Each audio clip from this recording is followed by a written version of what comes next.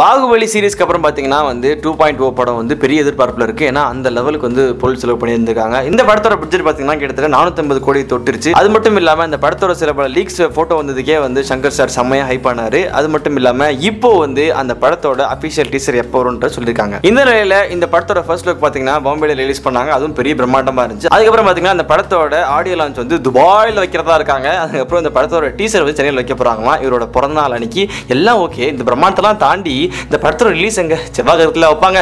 எது எப்படியோ இதை வந்து நம்ம வெயிட் பண்ணி தான் பார்க்கணும். அது மட்டும் இல்லைங்க, இன்னொரு ஷாக்கான நியூஸ் இருக்கு. என்னன்னு பார்த்தீங்கன்னா இந்த படம் 2018 ஜூன் 25 ரிலீஸ் ஆக போதான். தமிழில் மட்டும் பார்த்தா தமிழில் மட்டும் இல்லாமல் கிட்டத்தட்ட 15 மொழிகளில் ரிலீஸ் ஆகுது. அது மட்டும் இல்லாமல் இந்த படம் 10,000 தியேட்டருக்கு மேலே ரிலீஸ் பண்ண பிளான் பண்ணிருக்காங்க. இந்த நியூஸ் உங்களுக்கு பிடிச்சிருந்தா லைக் பண்ணுங்க, கமெண்ட் பண்ணுங்க, மறக்காம எங்க சேனலை சப்ஸ்கிரைப் பண்ணுங்க.